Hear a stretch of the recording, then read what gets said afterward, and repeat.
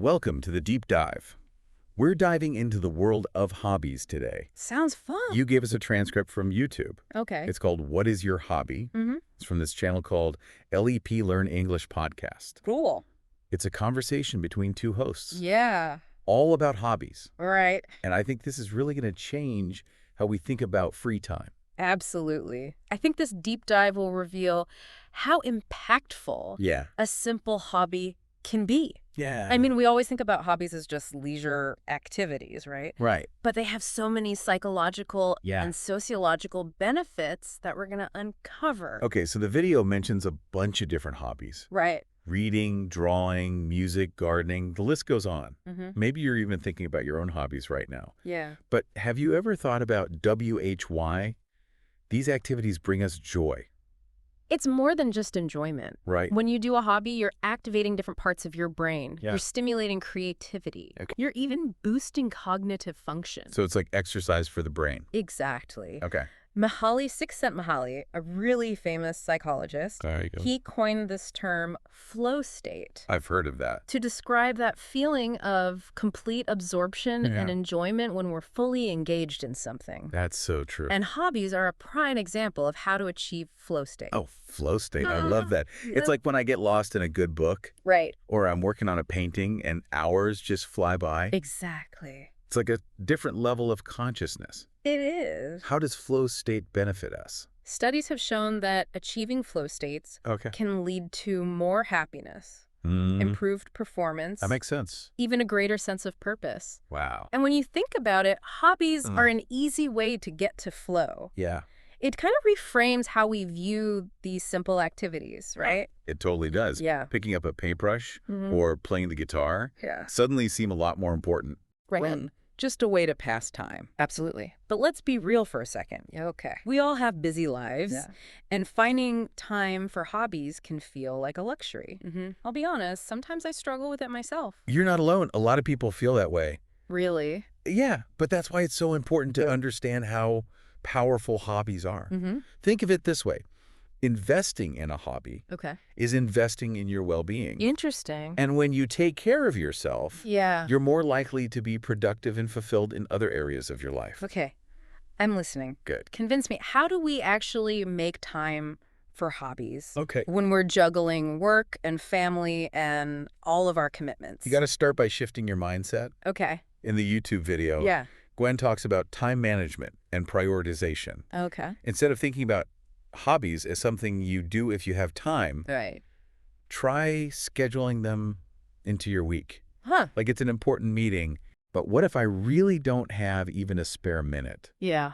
Is it even realistic? That's where creativity comes in. Okay. Remember those little pockets of time we mentioned? Those are gold mines for hobbies. Okay. Think about your commute. Yeah.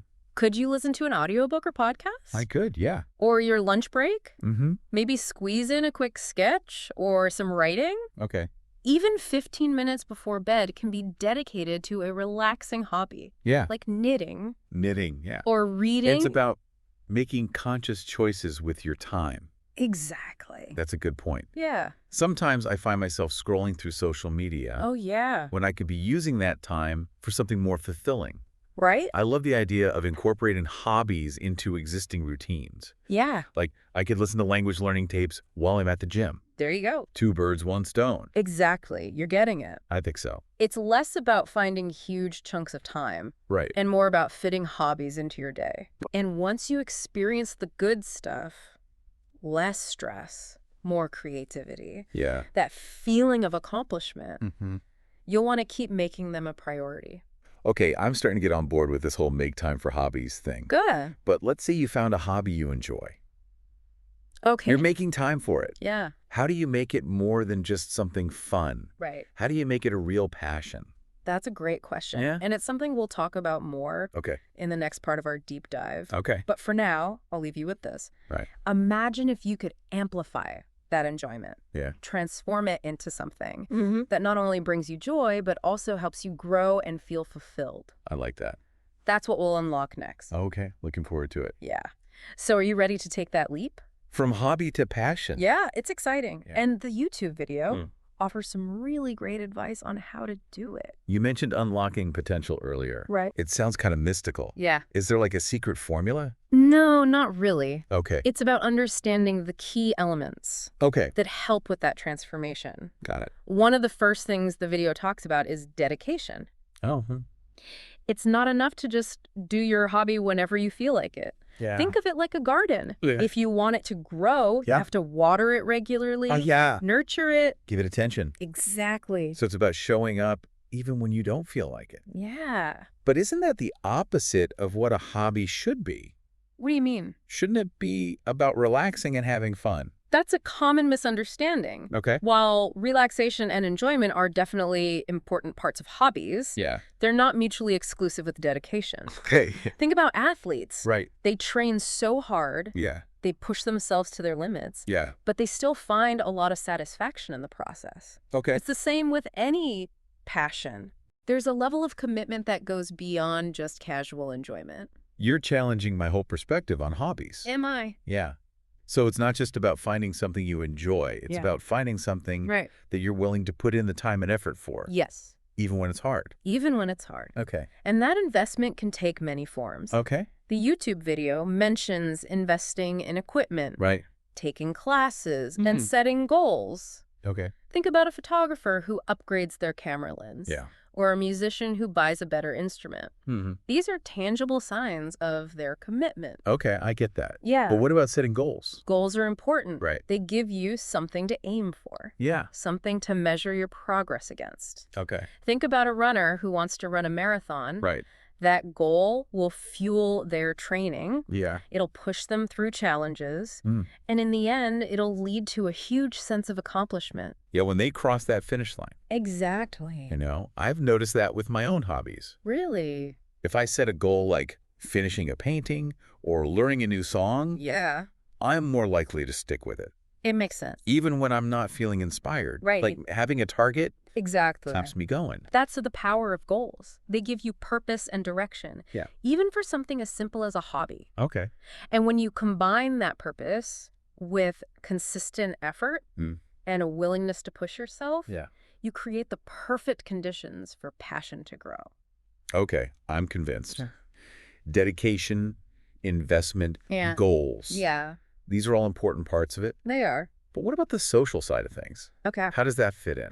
The YouTube video touches on this, and it's really important. Right. Sharing your passion with others, connecting with people who have similar interests, it can make you enjoy it even more. Okay. And it can help you grow. So, finding your people. Exactly. Ours Remember those clubs, events, and competitions Gwen talked about? Yeah, those are all ways to connect with people who share your passion. I actually experienced that myself. Really? I joined a writing group a few years ago. Awesome. It's been amazing. That's great. I've learned so much from the other writers. Yeah. But I've also found a sense of belonging. It's like a community. Yeah.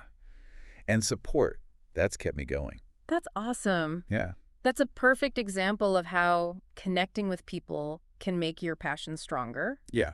And in the digital age, Right. these connections aren't limited to physical spaces. You've got online communities, forums, social media groups.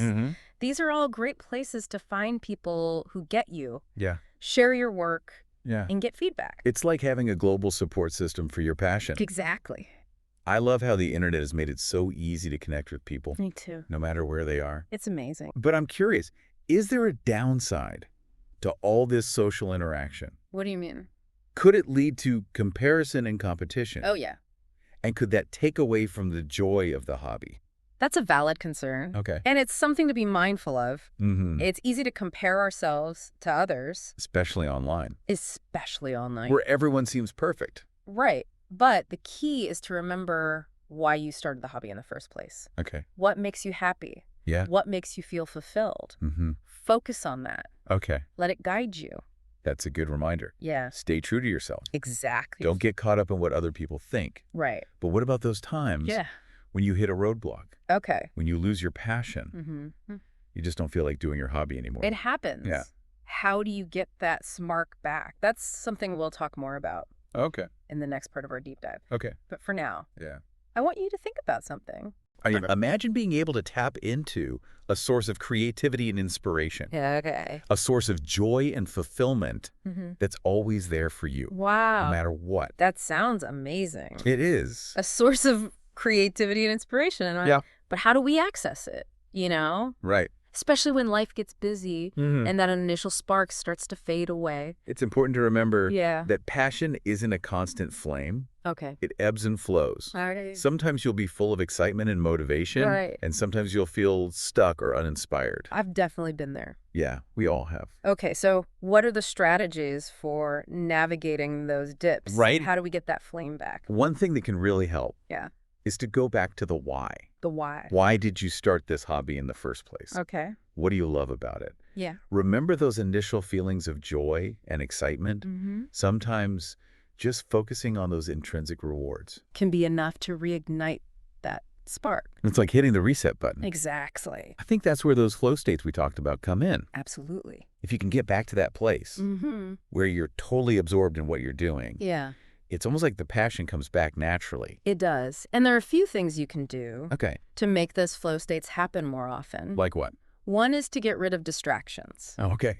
Make a space just for your hobby where you can focus without being interrupted. Okay. Put your phone away, turn off the TV, and just be present in the moment. Be present. Yeah. That's so important. It is. Creating that mental space. Right. And it goes back to what Gwen was saying in the video. Yeah. About time management. It's not just about finding the time. Right. It's about making that time special. Yeah. Protecting it. Yeah. And really honoring your commitment to your hobby. Exactly. Okay. I like that. Good.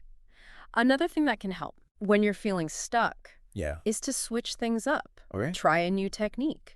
Experiment with different materials or set a new challenge. That makes sense. Sometimes stepping out of your comfort zone can bring back that sense of curiosity and excitement. You know, I found that just changing my environment can help. Oh, really? Like if I'm writing at my desk and I'm not feeling it, Yeah. I'll take my laptop to a coffee shop or a park. That's a great idea. Something about a different setting seems to help me get creative again. It's like hitting the refresh button. Exactly. And remember, it's okay to take breaks from your hobby too. Oh, okay. Sometimes stepping away for a while can give you a new perspective. Okay. And make you appreciate it even more when you come back. Makes sense. You need that balance. You do. Let's talk about the bigger picture for a second. Okay. We've been talking about how hobbies benefit us personally. Right. The joy, the creativity, the stress relief, all that good stuff. But I'm curious, what kind of impact can hobbies have beyond just us as individuals? That's a great question. Can they have a ripple effect? I think so. On our communities and society? Absolutely. Think about the connections with communities that form around shared hobbies. Right, like knitting groups or book clubs. Exactly.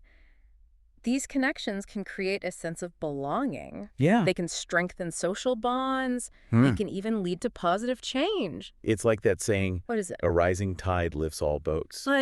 When people are doing well, following their passions, contributing your talents, right, it creates a more vibrant and dynamic society. Exactly. Hobbies can also help bridge cultural divides. Oh, interesting. And promote understanding between people from different backgrounds. I see what you mean. When people come together over a shared passion, it goes beyond their differences. It creates common ground. That's really powerful. It is. It makes me think about how hobbies can be a force for good. Absolutely. Imagine if we all spent even a little bit of time on a hobby that benefited our community or the environment. That's a great idea. The impact could be incredible. It could. So there you have it, everyone. A deep dive into hobbies. From finding that first spark to turning it into a lifelong passion. It's been an amazing journey. It has. I've learned that hobbies are so much more than just something to do in our spare time. They're a source of creativity, connection, and even social change. Absolutely. I don't know about you, but I'm feeling really inspired. Me too. I want to dust off that old guitar. Yeah. Maybe sign up for that pottery class. Do it. And maybe even start a community garden. That would be awesome. What about you? Yeah. What stood out to you today? So many things. What are you going to explore? I don't know yet, but I'm excited to find out. Me too. We'd love to hear about your hobby adventures. Yes. Tell us everything. Until next time. Keep diving deep.